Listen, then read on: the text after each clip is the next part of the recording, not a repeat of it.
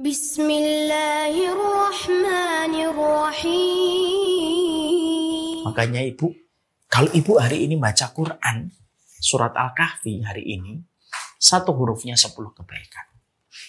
Tapi kalau ibu membaca Al-Kahfi 2 pekan lagi di bulan Ramadan, satu hurufnya dilipat gandakan dengan kelipatan hanya Allah yang tahu.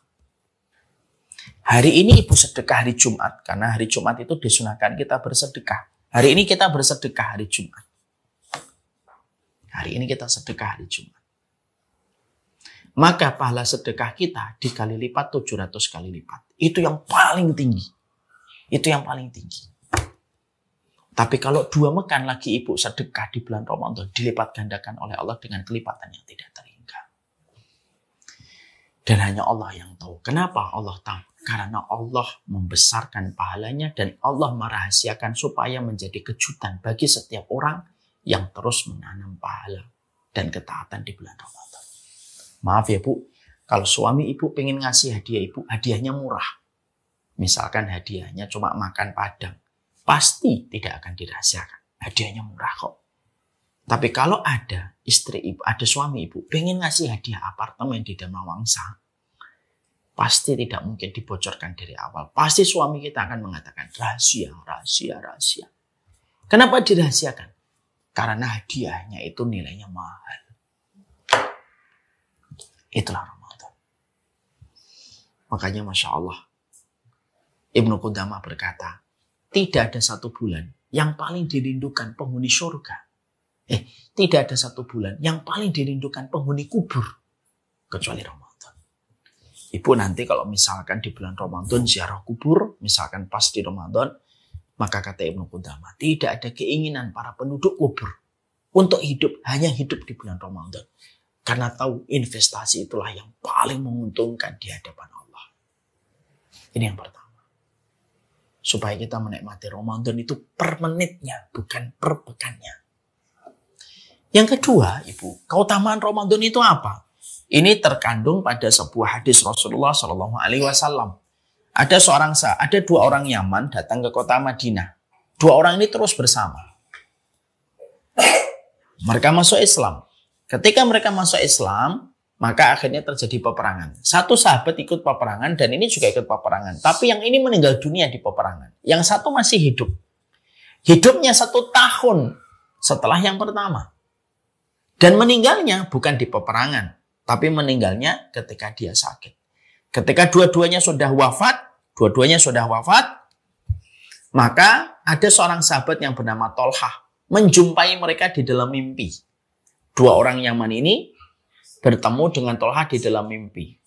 2 orang ini di depan tempat yang dikira oleh Tolhah itu tempatnya indah, itu surga. Lalu Tolhah itu penasaran dengan 2 orang ini yang terus bersama-sama dulu ketika hidup dan dua-duanya sudah meninggal. Yang 1 di peperangan, yang 1 meninggal sakit 1 tahun setelahnya. Ternyata di tempat surga yang ditemui oleh Tolhah di dalam mimpi, surga itu memanggil nama. Dan ternyata yang dipanggil pertama kali masuk surga itu bukan sahabat yang mati syahid, tapi sahabat yang meninggal 1 tahun setelahnya. Masuk surga dulu dia. Lama dia di surga dan derajatnya tinggi. Setelah sekian lama waktunya baru dipanggil sahabatnya yang satunya yang meninggal di peperangan untuk masuk surga. Setelah terbentang jarak yang lama dengan sahabatnya dia yang pertama. Dan terdapat perbedaan antara derajatnya surga antara yang meninggal 1 tahun setelahnya dengan yang meninggal 1 tahun sebelumnya di medan jihad. Padahal kan secara logika, harusnya kan yang mendapatkan keutamaan itu yang mati di peperangan membela kalimat Allah. Kagetlah Tolhah dengan mimpinya dan bangun. Tanyalah ke setiap orang. Ketika dia tanya kepada setiap orang itu, maka pada saat itu tidak ada yang bisa memberikan jawaban yang memuaskan. Yang memberikan jawaban memuaskan siapa? Rasulullah. Dipanggil Tolhah. Sini Tolhah. Ya Rasulullah. Apa yang kamu tanyakan? Ya Rasulullah, apakah engkau tidak sadar ya Rasulullah? 2 orang Yaman yang sering bersama? Iya. Engkau tahu ya Rasulullah? Aku tahu. Yang satunya meninggal di peperangan? Iya. Yang satunya meninggal 1 tahun setelahnya? Iya. Tapi ketika aku berjumpa mereka di dalam mimpiku, yang dipanggil ke surga itu justru sahabat yang 1 tahun setelahnya meninggal dunia. Yang meninggalnya bukan di peperangan.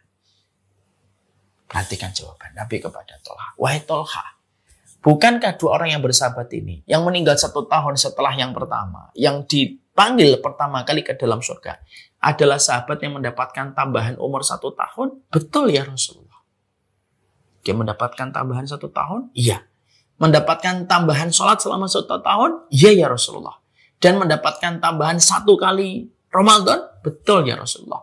Tambahan sholat selama 1 tahun dan tambahan 1 Ramadan yang dia peroleh dibanding dengan sahabat yang meninggal di medan jihad 1 tahun sebelumnya, tambahan 1 Ramadan dan tambahan sholat itulah yang membentangkan jaraknya begitu tinggi di surga dibandingkan sahabat yang mati syahid.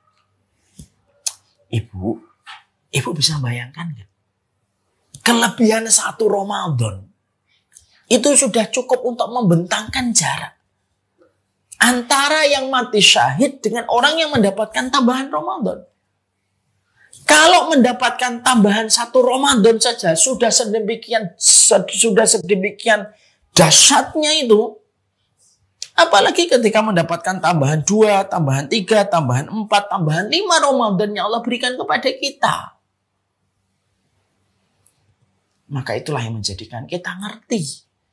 Kalau Allah memberikan kepadamu Ramadan, wahai ibu, tahun ini Allah berikan Ramadan, Allah sedang ingin memberikan kepadamu anak tangga kepada puncak tertinggi dari derajatnya di surga yang bisa kamu petik dan kamu bisa peroleh ketika memaksimalkan Ramadan semenjak malam pertama kita tarawih.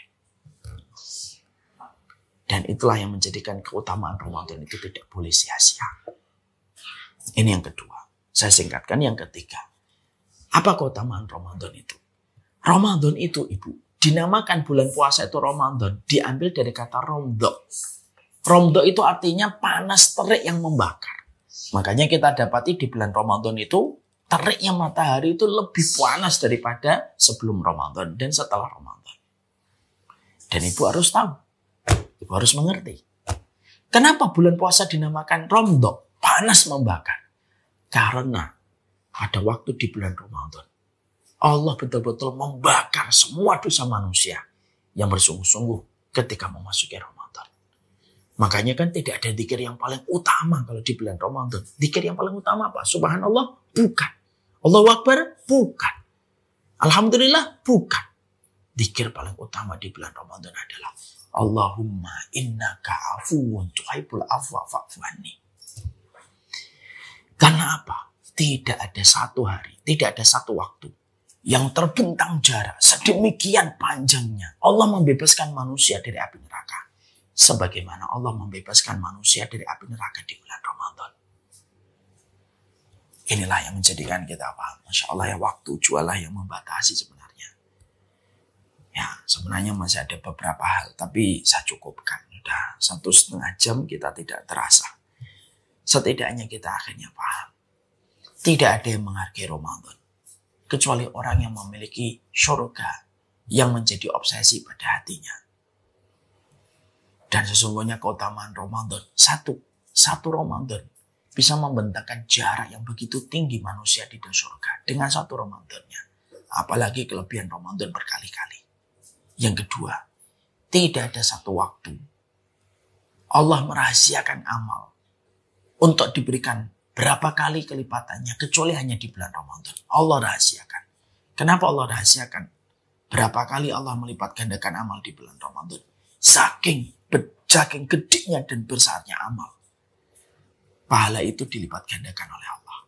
Dan yang ketiga, inilah bulan yang tepat, Bu, menebus kesalahan kita. Kita jadi orang tua, banyak salah sama suami, banyak salah sama istri, banyak kurang sama anak. Banyak kurang pula ketika kita belum maksimal birrul walidain kepada orang tua. Tebuslah kesalahan kita dengan amalan terbaik di bulan Ramadan. Allahumma innaka afuwun tuhibbul afwa fa'fu anni. Itulah zikir terbaik ketika di bulan Ramadan untuk menebus kesalahan kita supaya kita menjadi selembar putih kembali di hadapan Allah. Semoga terbentang jarak sekitar 10 hari menuju Ramadan. Allah memberikan kesempatan kita berjumpa dengan Ramadan. Marilah kita berdoa. Allahumma salimni ila Ramadan. Wa salim li Ramadan. Wa tasallamu minni mutaqabbala. Ya Allah, selamatkanlah dan sehatkanlah aku sampai di bulan Ramadan. Ya Allah, hantarkanlah Ramadan kepada hidupku ya Allah. Dan jadikanlah seluruh amalku nanti di bulan Ramadan diterima. Wassalamualaikum warahmatullahi wabarakatuh. Walhamdulillahirabbil alamin. Keterbatasan waktu jualah yang membatasi, sehingga mungkin kita baru membahas tentang hikmah dan baru membahas tentang keutamaan Ramadan. Tapi tidak apa-apa Ibu. Materi itu yang terpenting bukan banyaknya. Tapi materi itu adalah bagaimana bisa mengubah hati kita supaya kita memiliki sikap yang terbaik dalam setiap ilmu yang kita peroleh. Ya Rabbi syukran, hadaita qalbi syukran.